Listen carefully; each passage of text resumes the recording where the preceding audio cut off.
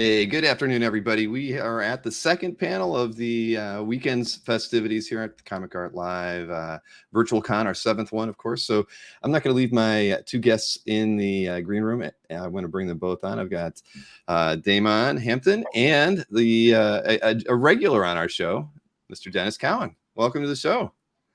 It's good to be here. Yeah.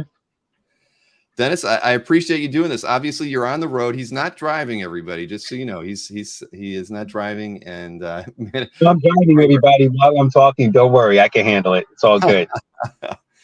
Well, so you know, we've got a lot to talk about today. I mean, Daimon is a part of the Milestone Initiative project. He's one of the people who were selected by Milestone to do that. And I thought, you know, what a good opportunity to bring Dennis back on and talk a bit about the history of Milestone and how the Milestone Initiative came about for the 30th anniversary of Milestone, and you know, and just give us a bit of a background on how Milestone was founded 30 years ago, Dennis.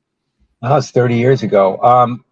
Basically, it was myself, a fellow named Jim Owsley, a fellow named Dwayne McDuffie, Derek Dingle, and Michael Davis.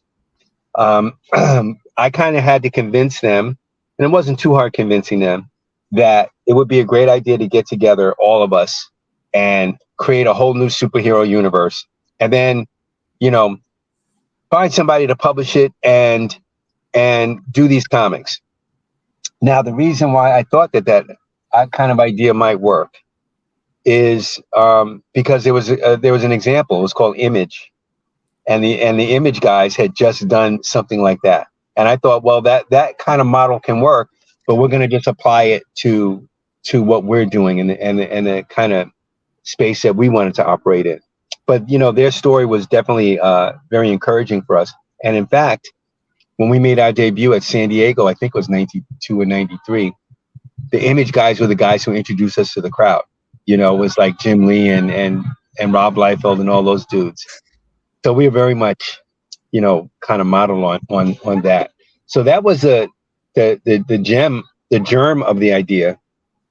And then from there, and in fact, I talked to those guys at the San Diego Con the year before we were introduced to like kind of get them into the idea. Well, let me raise my window because they're deciding to scream now. Outside the car. But anyway, that's really how we started. That was really it. And then, I know I was going to say, at that San Diego Con before the one we were introduced, that's when I talked to Dwayne. That's when I talked to Michael, and had to and pitched them my idea, this crazy idea I had for doing Milestone.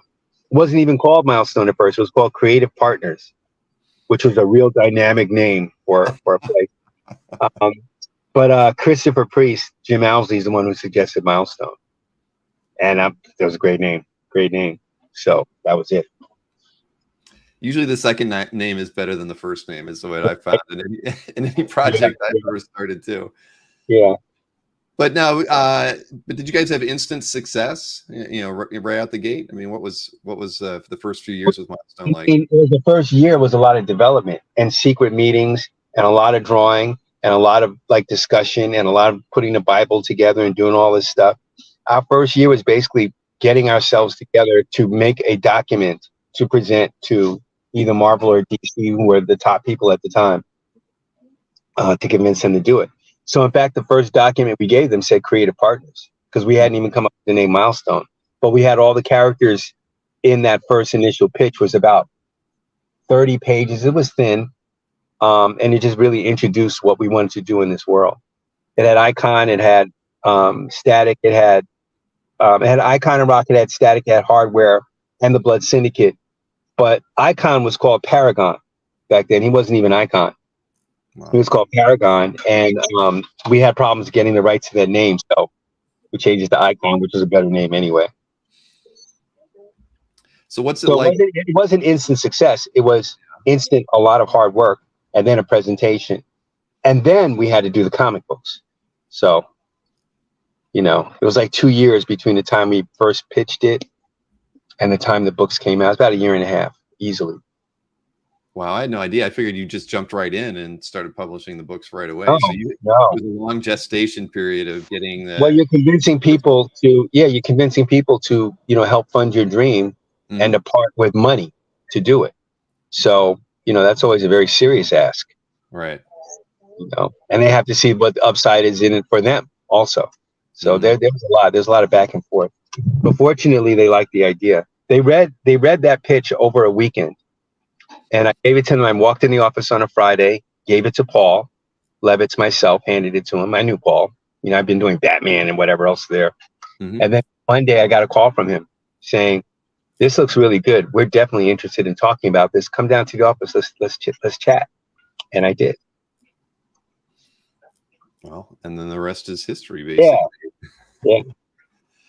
So, hey, Damon, did you are you a fan of the books? I mean, were you when I know you're a comics fan from reading your bio online. I mean, were you were you like engaged with the creations of the Milestone team? So I just realized when Dennis was talking that like I was born in '92. So when they came up with the idea, I was like not there yet. But I definitely like a lot of people. I think I got connected into like I got to know Milestone through the Static Shock cartoon that Hmm.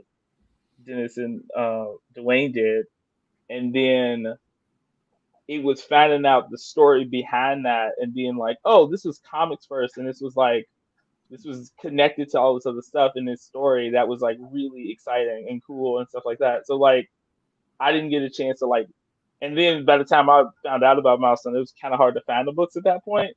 Right. But we were lucky enough to get a chance to like read all the stuff they gave us for the program. They gave us the first omnibus of the Milestone thing that they released recently, and I got to go back and read a lot of those old books.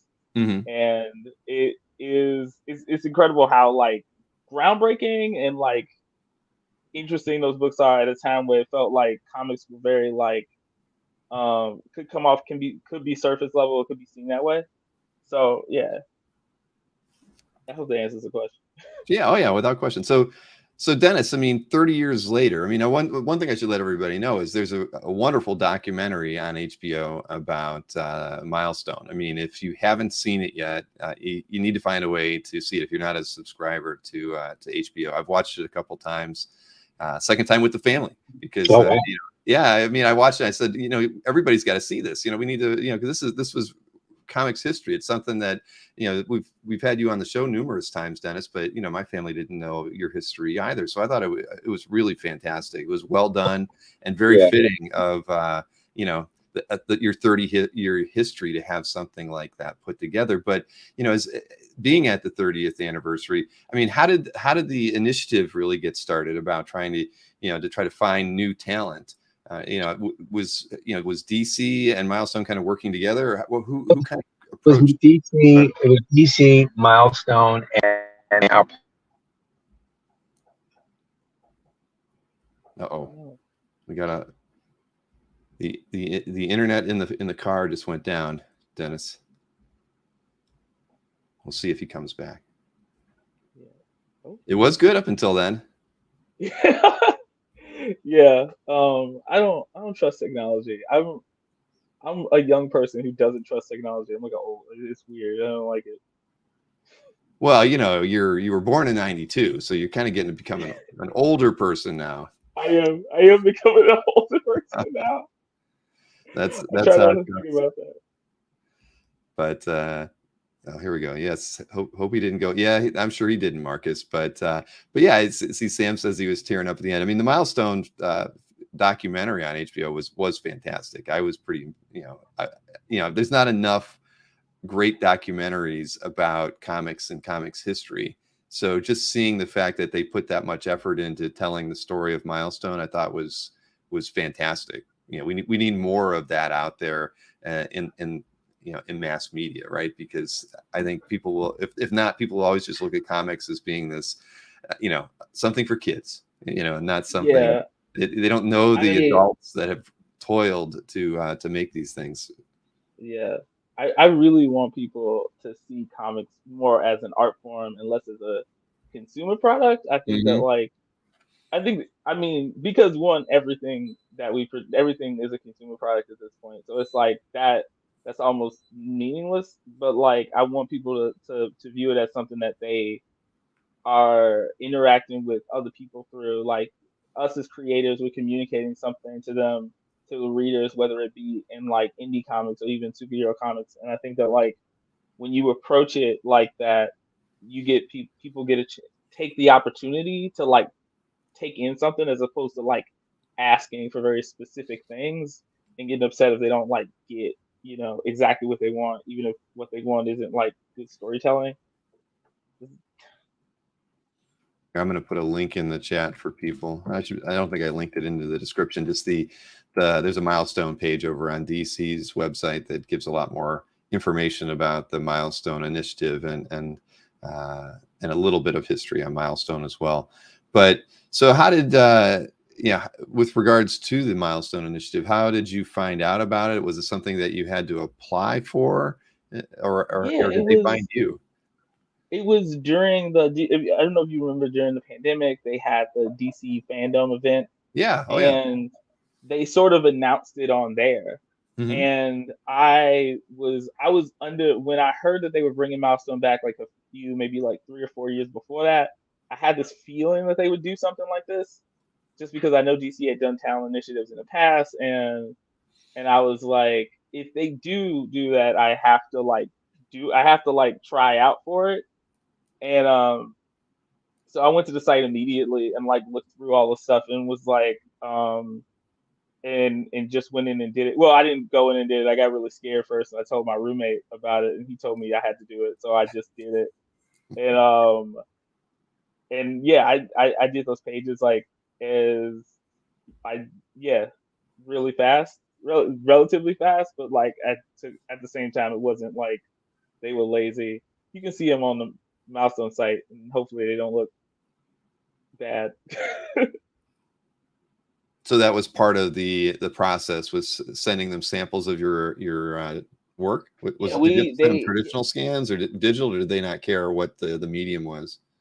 They didn't. Yeah, they let us do digital, because I do digital pages. Yeah, that's actually one of my pages from the upcoming talent initiative, the talent book that's coming out June 7th. But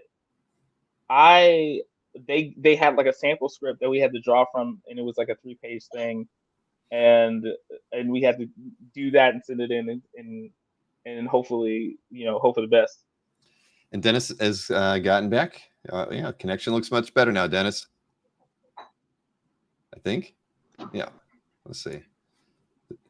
Hey, Dennis, can you hear us? I'm good. Awesome. But now I'm having trouble hearing you again. Here we go. But it's not you. It's his phone. Yeah. Hold on. When you're on a data plan, it's tough. Can you hear us okay? How about now? There you go. Okay. Hello.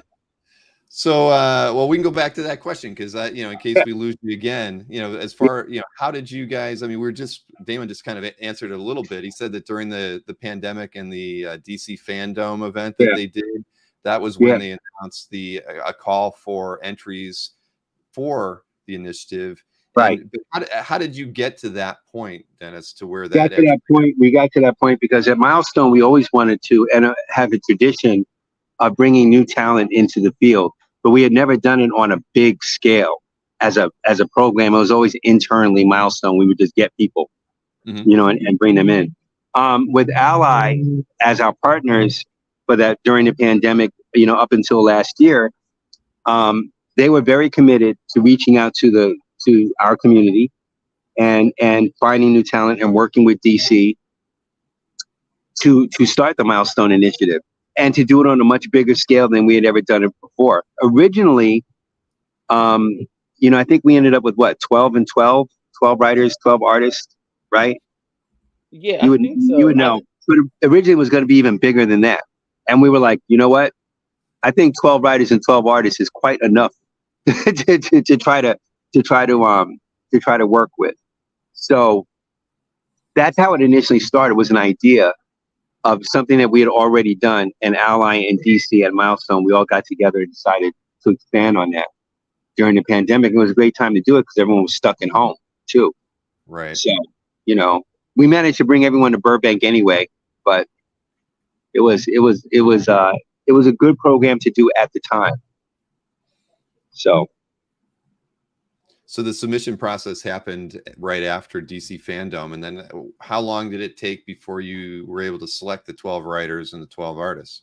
I think it was like a couple of months process because it was definitely an entry deadline, and you know, if you met it, we got to see stuff. We waded through a lot of material. Mm-hmm. We waded through a lot of material before we chose this young man and you know, the 25 others. So it was like it was quite the thing, you know. Yes, no, this guy's real good. Shit, he should be working now. You know, there was some of that too. Right. So, well, that had to be fun. I mean, a little bit daunting to go through that many entries, but still, I mean, that was part of you know, the plan. I mean, so you had DC behind it as well, right? I mean, I saw some of the photographs from that, like maybe the meeting when you got everybody together in Burbank. Yeah. You know, Jim Lee was there.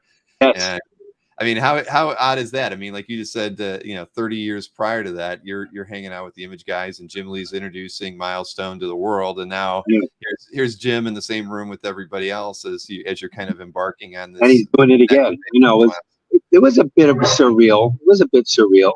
You know, sitting there in that office and thinking about the journey, and I think I did. I was sitting there thinking about, man, it's been 30 years since I sat in the DC office talking about Milestone stuff, and here we are again. You know, this time I just have a lot more gray hairs and a slightly different perspective on it. You know, when you're younger, it's always going to be like that. When you're younger, it's always going to be like this, and we're going to do this and we're going to do that, and we're going to conquer the world because we're young. You know, and then you get older and you realize, well, there was a little bit of world conquering and a whole lot of work is really what it was. So. But yeah, there's the thing. That's right. That's when all those kids. Didn't we all go out and eat after that? We did some things, right? Yeah, it was cool. I mean, it's fun. Listening to you guys talk about everything was just exciting. Yeah. There you are. They got you on here. Yeah, of course. Me and Charles. So, Daimon, how did you get the word that you were selected to be one of the 12 artists? Oh man, there was a I think an email that was like preliminary, and then there was like a process of them talking to us. There was like an interview where I talked to Marie and a few other people, and then there was another interview scheduled, and I had to do that while I was at work. And at the time I was working in the comic book store, and I had to go to the back, and they were like, "You got in." And it was just like it was surreal, honestly, because comics is hard, and there's a lot of good people out there. I think I saw some of the people who didn't get in before I even knew I got in, and I was like waiting to get my rejection. Like other people were saying they didn't get in. I was like waiting. I was like, I just want this to be over because I hate waiting for stuff. So I was really surprised that I got that far, and I was really honored to be a part of this group of people. So interviews were part of the process to get into too. That's wow. It wasn't easy. It wasn't just giving a portfolio and then sitting back and waiting for the world to come to you. They had to do some work, you know. And then they came in during that week in Burbank and got lectured at. So it was like it was a true indoctrination. It really was. Wow. Well, that's good though. I mean, you know, with that many people probably being interested in the opportunity, you know, you almost had to do interviews as well, not just look at the portfolios, but really get a great feel for the character of each applicant, and then make your final decisions based on that. Wow. Then it truly is an honor, Daimon, to have got this far. Yeah. It was I don't know what to say about it other than like it was a great honor to get this far, and it was cool also just to be able to work with these people. Like everybody in the program loves comics as much as I do, and is super serious about it. And I had never been around that many people, and got a chance to work on stuff and talk to them about comics, because it was kind of like going to summer camp or something, but Sure. like imagine not having just like a click, but liking every single person that was there, which was like I never experienced that before. Um, in even now we still close and we still support each other like with everything that's happening and everything that comes up. So as part of the initiative, I mean, what were some of the first things that you discussed with the group, Dennis? I mean, as far as, you know, for the 12 writers and the 12 artists, I mean, once you got them and, you know, sat them down at Burbank and had that meeting, I mean, where did you kind of go from that? Yeah, we had a major topics. I don't even remember exactly what the order was that we talked to them about. And, you know, it was mostly about being professional, what it takes to make it in comics. Yes, you know, you guys have had 8 weeks by yourselves, but now you're here with us. Mm-hmm. So now we're going to take you through it. There was some of that. There was, you know, giving them their assignments for the week, pairing them together in groups, you know, or I don't know if they picked it or we picked it for them. But they all had to complete a certain assignment for the week and work together to do it. Mm-hmm. So it was like, it was real work. It was real stuff. During that time, we talked about our experiences. I probably talked about, you know, being young in the industry and what I did. Reggie certainly talked about writing comics. You know, Jim Lee had a lot to say to them about working in comics, but specifically what it was that we said, I couldn't remember. You'd have to ask me, and maybe I, you know, could kind of remember. But it was a lot. We were in that room for a while, so. And I wasn't the only one speaking. There was other people. So what were these first assignments? Were they just more or less? Create a character, create a storyline, Sure. right? It was like, Yeah, you know, you're right. He could tell you. We were in groups of 4, and we had to create a duo of characters that would play against each other. And it was, that was basically it. And then before that, And then they had to present it to us. Yeah. You know, so it was like a whole thing. It's a serious workshop then, right? Because now you not only you got the work, but then you've got to you kind of got to sell it to the room as well. Right. Which is most of it anyway. Right. You know. Well, that's true, right? I mean, most projects are pitch, you know. Yeah. Are You got to sell it. You got to sell it. Yeah. So you really gave them. See, this was a you know, a really a great I don't know, intro. Yeah, it was a real thing. It was a real thing in a concentrated form. Mm-hmm. You know, it was a real thing in a concentrated form with a lot of pressure. You know, and you know, this is during COVID, so people were getting sick. It was like we went through everything during that whole thing, right? But it was great. Yeah, that's true. I didn't even think about that. You were still right at the tail end of COVID. I think we'd all gotten one shot, you know, at that point or whatever it was. So, man. So where do you see, you know, Dennis? I mean, you know, I don't want to say 30 years from now, but where do you hope to see, you know, Milestone, you know, in another 10 years? I mean, what do you hope that you know, that you've made a great impact on comics in the 30 years that you've been in business, but you know, where do you see Milestone in 10, 15 years from now? I'd really like to see us as a company that still kind of leads the way in multicultural superheroes, you know, and multicultural stories.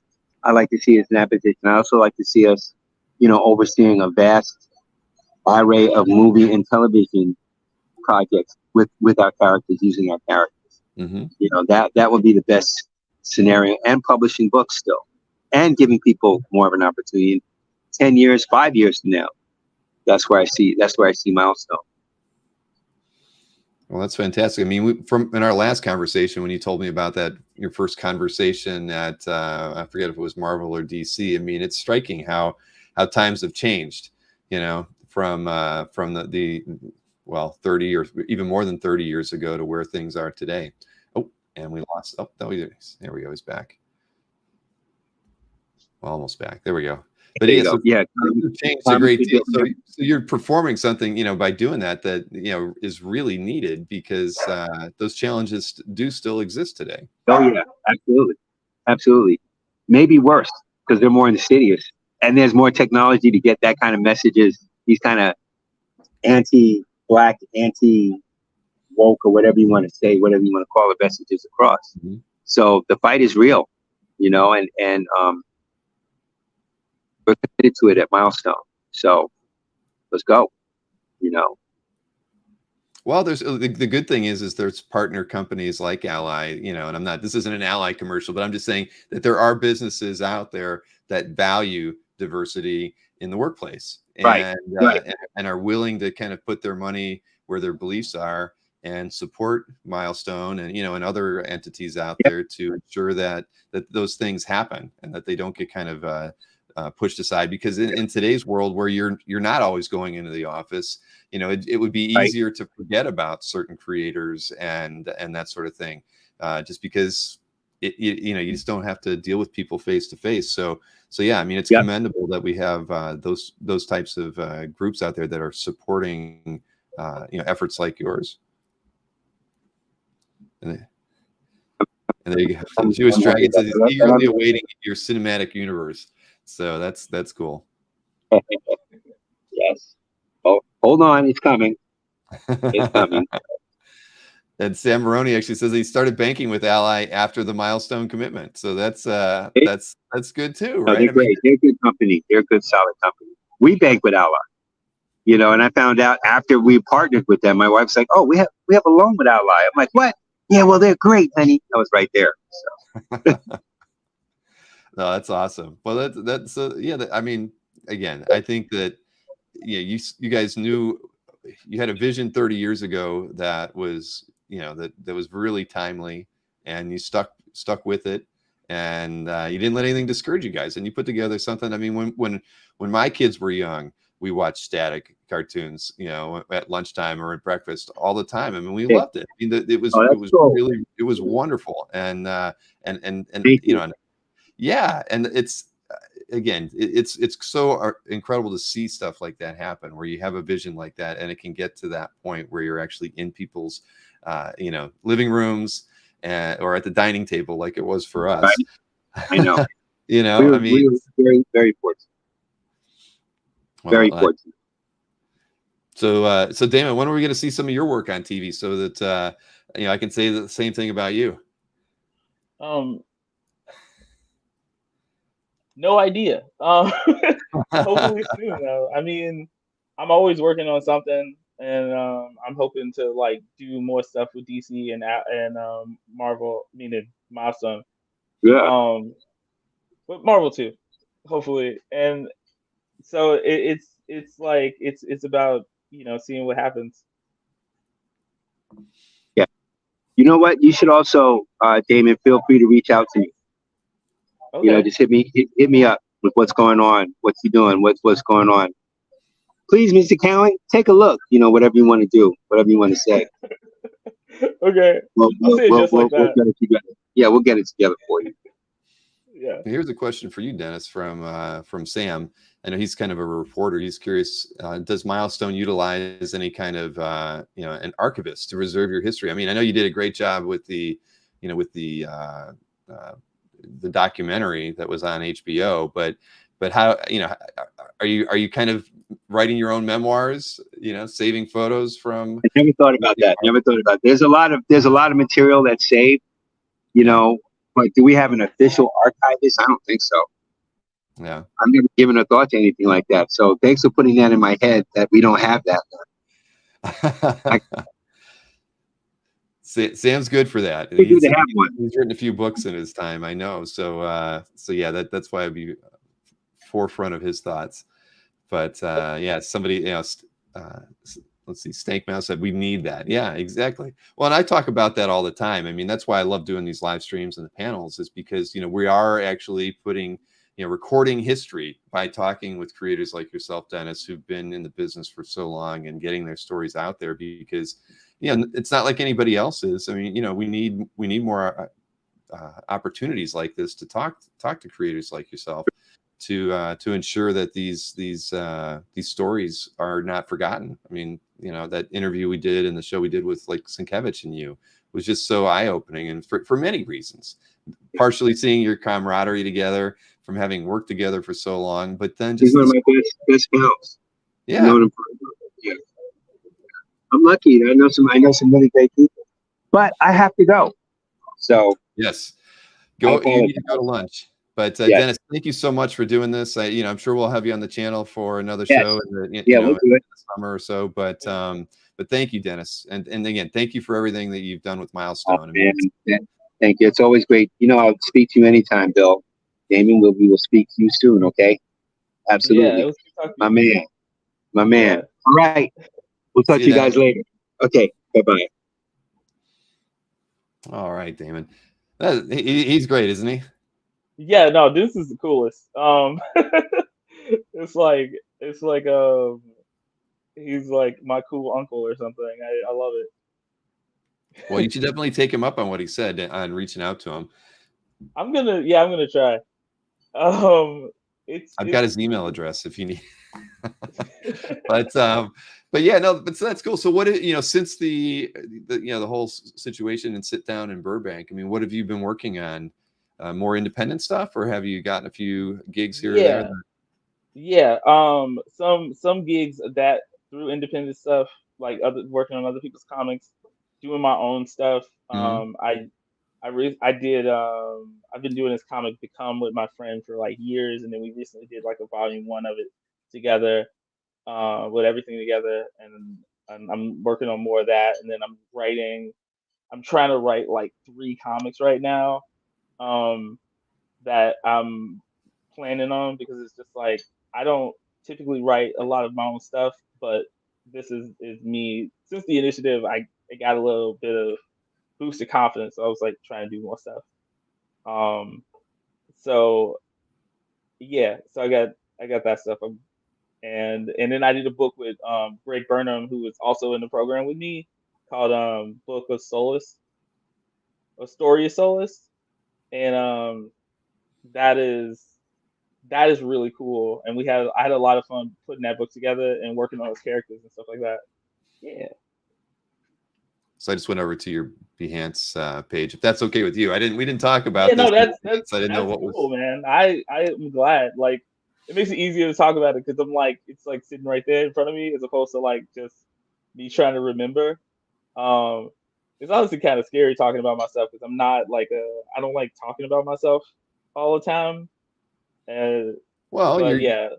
Hey, in 30 or 40 years, that when you've been in comics for as long as Dennis has been, you won't be, this is like riding a bike, talking of, but you got it. Like Dennis was saying, I mean, that's part of the task of any comic creator, is being able to not only sell their vision, but, to sell themselves, right? And kind of just talk more about, what they're, about a particular project and why you feel like it needs to be out in the mainstream for other people to see. So, yeah, I mean, it's, I don't know. I mean, Dennis is, he's the man though. I mean, he's taught me a lot about the comics industry, and we've had him on 4 or 5 times, but so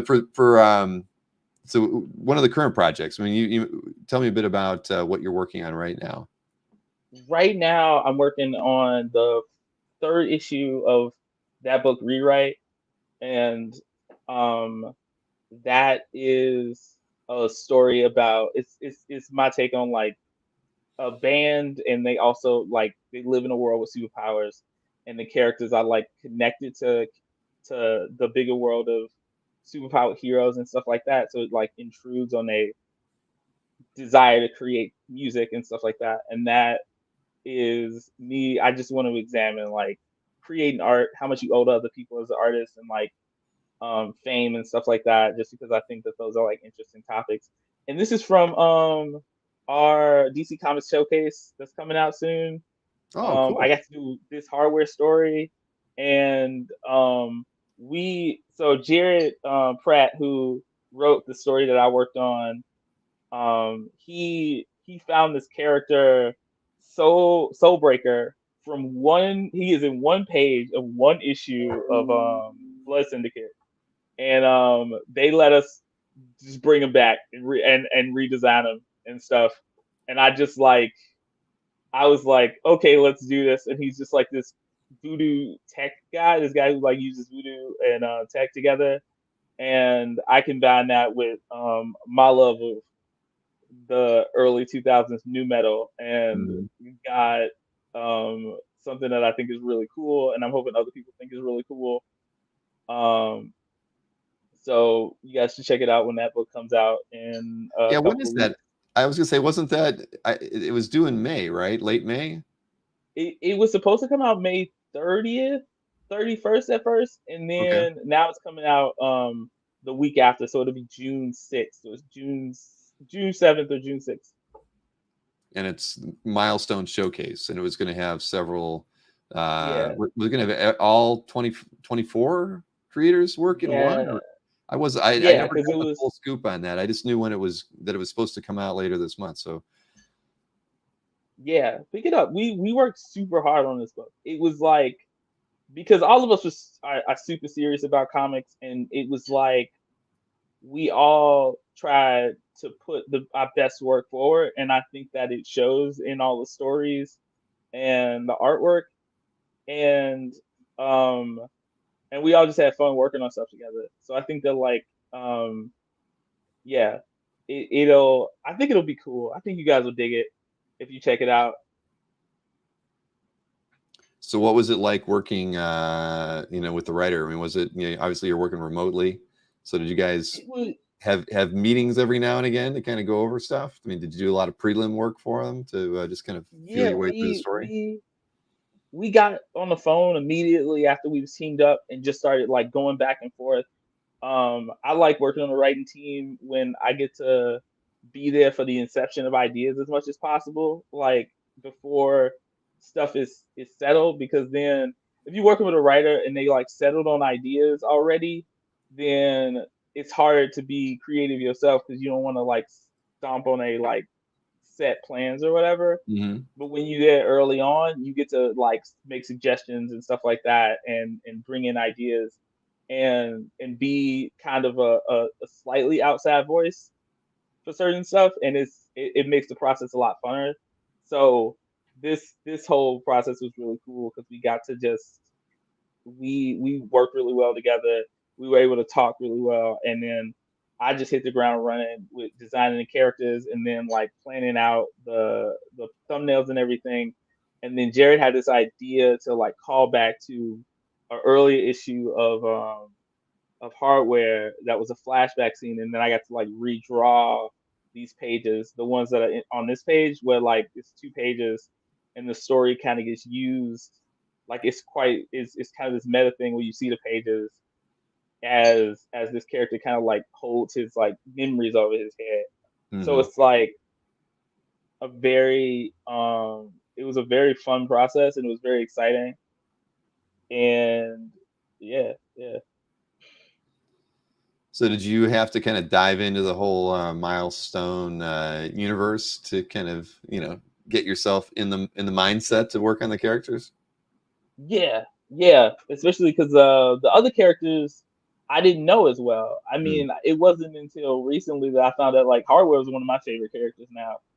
Um, and I love the Blood Syndicate and all those characters, and I like got a chance to like go through and like read all of that, and it was just like it was in like Dibbs was talking about Milestone being this like beacon of diversity, and like standing for like inclusivity and stuff like that. And it's like that was there, 30 years ago, which is like I think a lot of times when we talk about this stuff now, people kind of talk about it as if these are new concepts, and nobody was thinking about this stuff. And it's like you see people putting a lot of thought and care into this stuff at that time, and I think that's really special. Oh yeah, no, without question. So you haven't seen an early copy of it yet, or have you actually got one in your hands? I don't have like a physical copy yet, but I have seen it colored and done.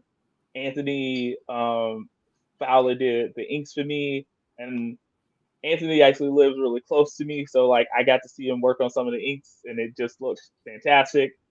Um, and this is the second time anybody's ever inked my work, so I was like blown away by it. Um, and I don't know who did the colors actually. I feel like it was High Five, but like it was cool to see my stuff professionally colored. Like I very rarely work with color like on my indie books, Mm-hmm. and I very rarely get to work with like people colors who've been in the industry for like a long time. Everybody's still learning everything, so it's really exciting to see my stuff in color in that way. Yeah, I thought when we were on the DC Milestone page, there was like it was the pencil version of the one of the earlier page that we saw here. So do you work both traditionally and not and digitally, or what's, where do you kind of Yeah, feel is your I've best? been I've been working digitally the most recently, but Uh-huh. I'm always dipping back into traditional just because I never want to lose those skills, and then two, it feels different. I mean, digital is gives you a little bit more leeway with like being able to um being able to go back and fix things, or I can like flip an image and see weird little errors and stuff like that.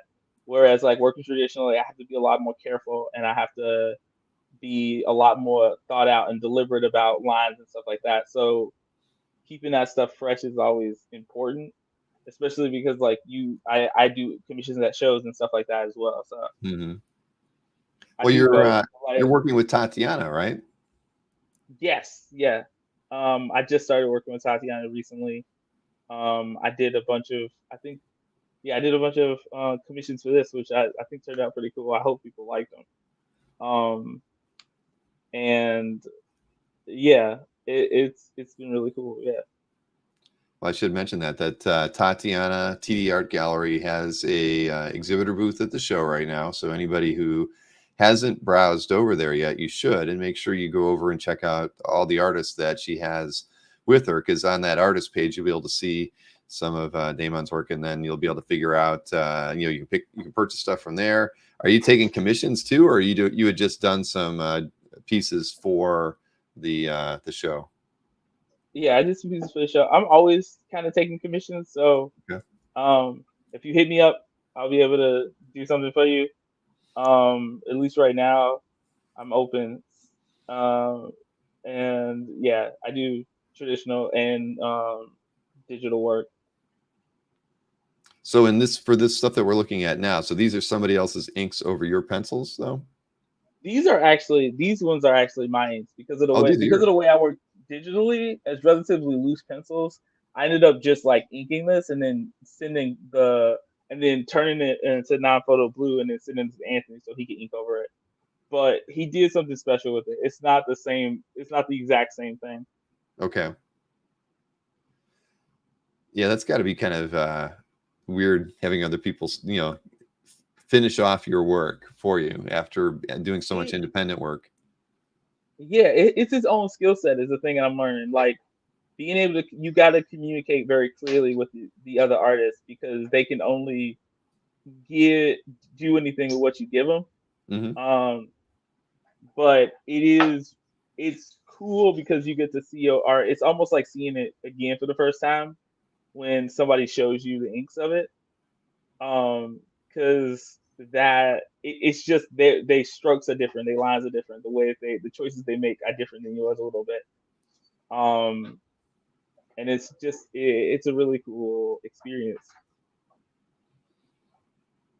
That's awesome. I don't think I got. Oh, okay. Now that was a page that we were looking at earlier, though, that was shown a little differently, right? Yeah, yeah. These are the pages I redid, and I just Mhm. like yeah, because I ended up doing the whole like redoing the whole page. Like I couldn't just like take it and focus on panels we thought we were gonna use. I just do like the whole page over again. But honestly, it was fun to do. Like the thing about comics and like working is that it's hard work, but it's more rewarding than I think other work was not just there's not just one level of reward where it's like, oh, you get some money. It's like I feel successful, or I get to do something that I really like to do. So it's fun. It's a good time. Let's see. I want to see. I know you had a variety of other stuff in here too. I'm just kind of curious. I've actually never been on Behance before, so this is a new way of browsing for me. Yeah, this is Rewrite. This is the book I was talking about earlier. It's no, it's slick. And do you do your own coloring on this? Yeah, for this I do. I'm actually colorblind, so I take a lot of I have to take a lot of like risk and stuff with the colors, or I've heard I that. Yeah, I don't understand it. I mean, I went to art school too, but I've never met more colorblind comic artists than comic artists. It's just I'm always surprised. I mean, I've heard that 3 or 4 times in the last couple of years of interviewing. I really, mean, that's gotta be a no, challenge. I don't know, man. That's crazy. Actually, I think I've met maybe one other comic artist who was colorblind. At this point, I it's one of the reasons why I think I like line work a lot, and I like working in black and white, but like also because I grew up reading manga and it was in black and white, so like Sure. I do a lot of these in black and white, and with gray tones and stuff. But this is like it it's one of those things where it makes it hard to choose colors. I remember one show not too long ago, somebody I had a Beta Ray Bill print, and someone goes, "Why is he green?" And I had no idea that he was because I'm like, I thought this was the right color. I have no idea what's going on. So I So just maybe hope nobody. it's better you leave the coloring to somebody else then, right? I Yeah, don't know. yeah. When it's interiors, I typically don't do the colors. Recently, me and a lot of the other kids from the Milestone Initiative, I don't know why I call it kid. We are all adults. Some of us have children. Um, but we decided to like try to put together an anthology book, and I finished my story. I finished inking the story, and then I was working with Greg again, and he convinced me to color the whole book.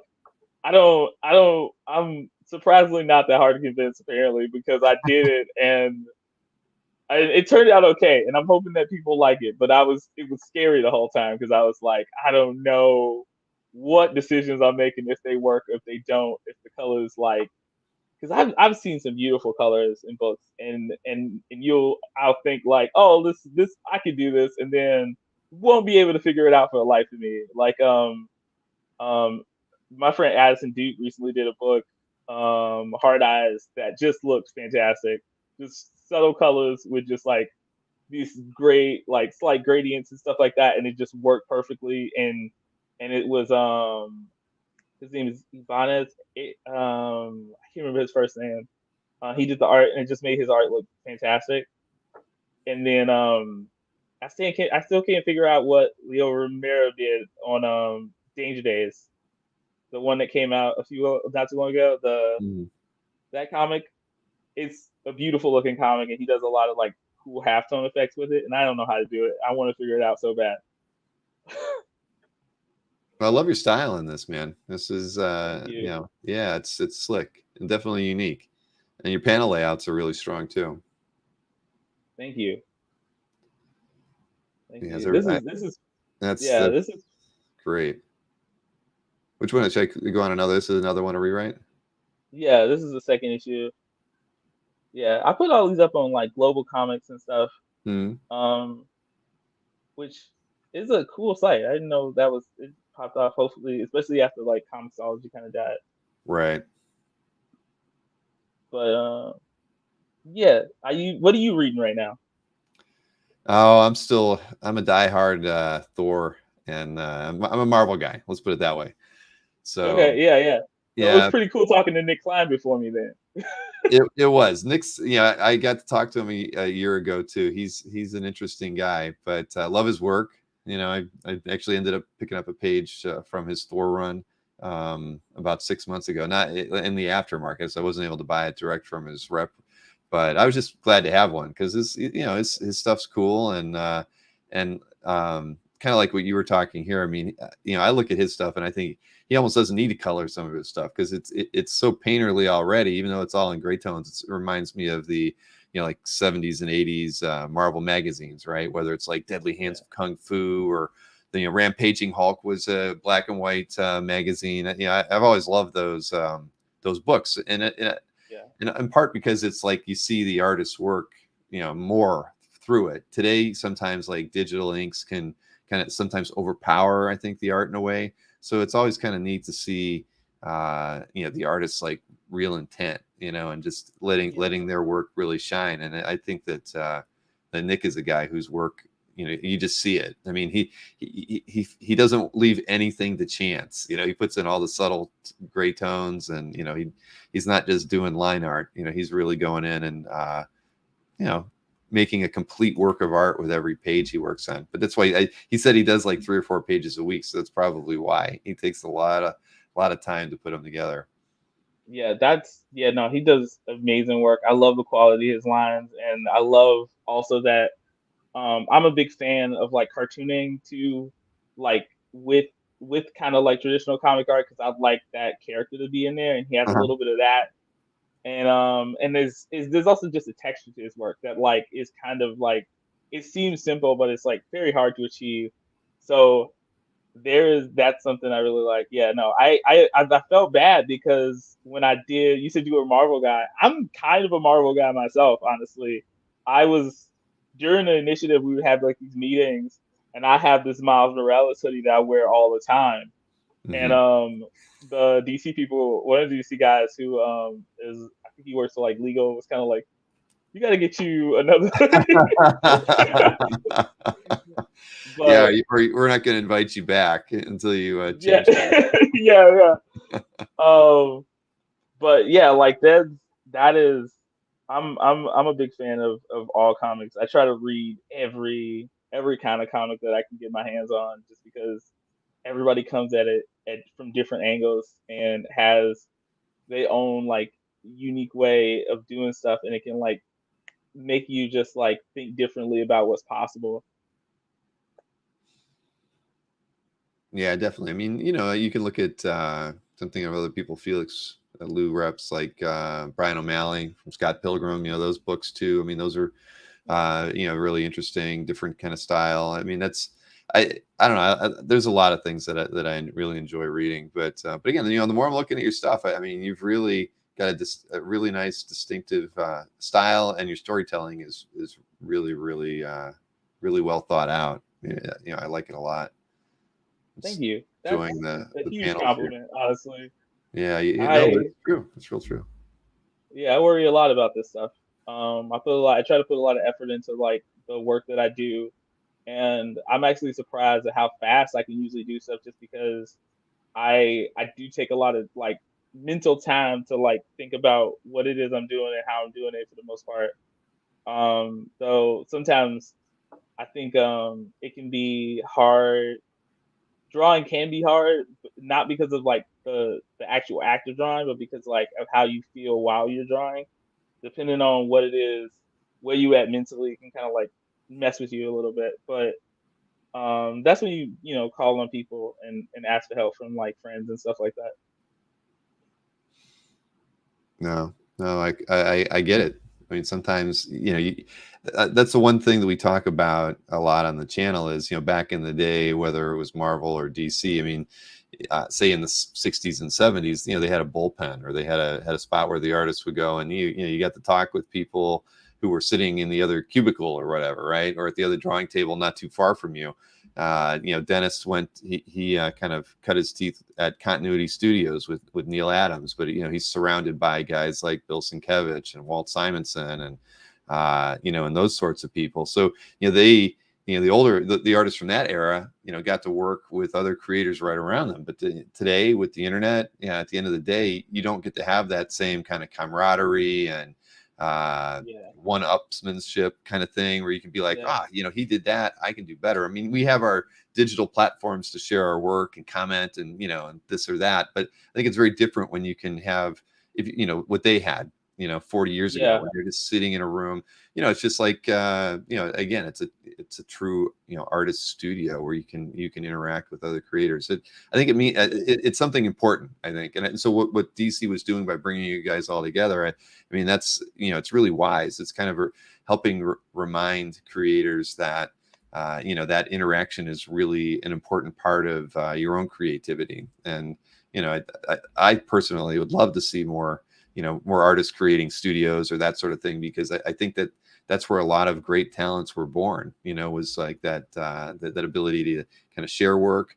And then in its own weird way, also kind of be like, you want to do better than the next guy. Wow, he did this great work. All right, I got to do better. You think back to the studio with Bernie Wrightson and Kaluta, Jeff Jones, right? And, the idea that they were all in the same space together. Barry Windsor Smith. I mean, I don't know why I left him out, but the idea that those four guys together, I mean, they were pushing each other, right, to do better. And I think maybe in some weird ways we're missing a little bit of that edge today.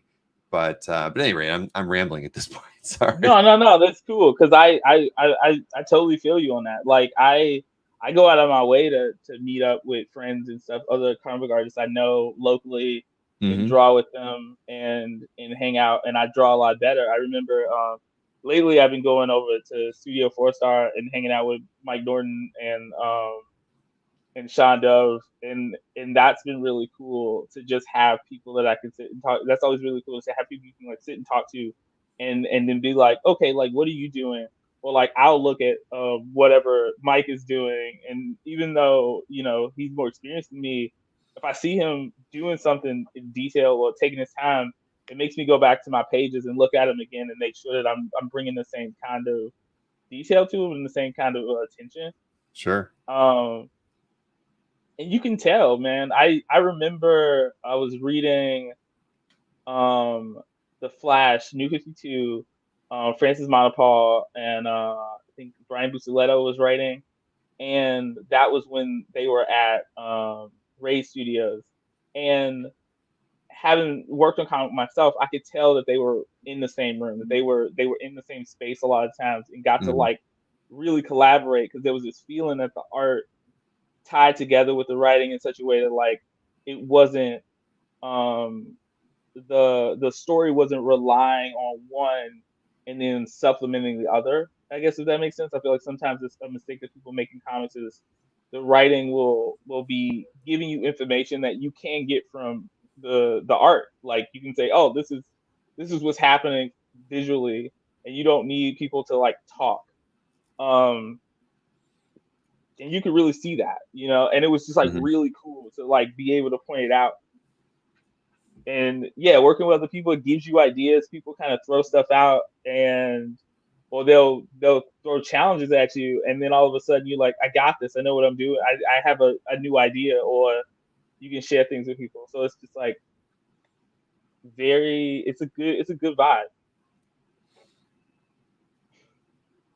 Well, listen, you know what you need to share with me after the show is any sites that you would like me to link to in the description for your personal work. I mean, I know we've got Tatiana is probably just getting a page set up for you over on her site, but any of your socials or whatnot, you've got my email address, so definitely send those my way, and then I can get them in the show description so people can check out your work in more detail, after the panel's over, people watching it on the rewind. So let's not forget to do that.